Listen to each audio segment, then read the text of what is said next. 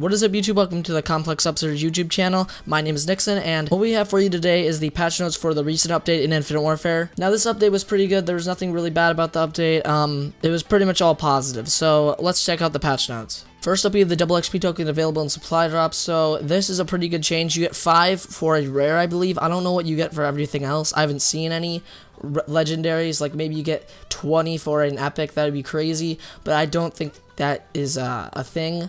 But 5 is like an hour worth of double XP, so that's not that bad. That's definitely pretty good, and I will definitely accept getting those, because that's nice to get. I like this new supply drop item. So next up, we have the KBS longbow and the TF141, which is the intervention classic weapon. It inflicts different amounts of damage, which is inconsistent when comparing the weapon damage stats for both weapons. This has been fixed, so I believe they're buffing the TF141, or they're changing the stat card. That I don't know what they're doing with that, but it sounds like a buff for the TF141, which was a hit marker machine before this, so that is a good change. Fix for kills made with an energy weapon and fusion mag we're not tracking with the extended mag challenge. Okay, so now you can use fusion mag and get that extended mag prestige challenge, even though they're not even similar. Extended mags plays so much different than a fusion mag. Fusion mag gives you more ammo. The extended mag gives you more ammo in your clip. So I don't know how that's gonna work. I mean, that's whatever. I guess it just makes it easier to do. Carpet bomb challenge previously only tracked kills by scorchers. Progress may now also be attained by Trinity rockets, bombardment, warden, Thor, and Apex.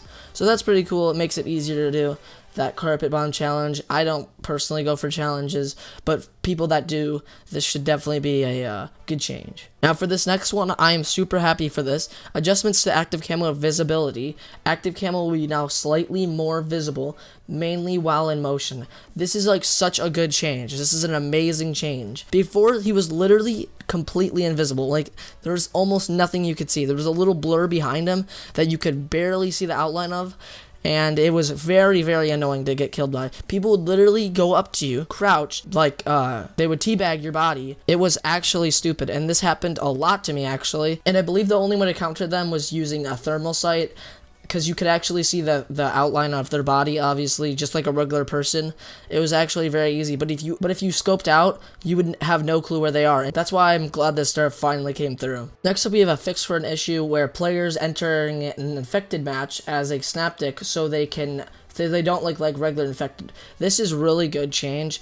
I've seen in infected matches, people just go as this red snaptic, and you literally cannot tell them apart if they have their pistol out. It's very hard, and you will most likely just get passed by sometimes. If you're lucky, you will get passed by, and maybe that could have a chance at a deatomizer, right? So, I mean, it's a good change, and I'm glad they fixed that. When firing from the hip with a VPR, the reticle would not appear red when close to an enemy. So this has been fixed. Next up, we have the shockwave update. Increased non-lethal damage and slightly increased non-lethal radius of the shockwave performed from low to medium heights.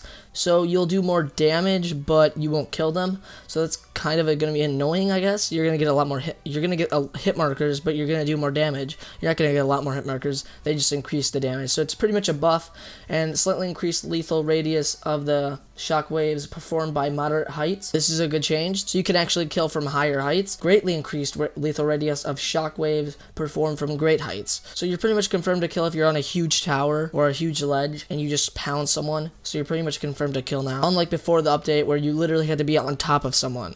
So in my opinion, this is a great change, and I think shockwave still needs a little buff. I've used it and it kind of sucks. I'm not gonna lie, it's not the best trade in the game, but it is a lot better now. Next up, we have slide adjustments. Slightly reduced maximum initial slide velocity. Now this is like a G slide. I think they fixed the little G slide thing people do.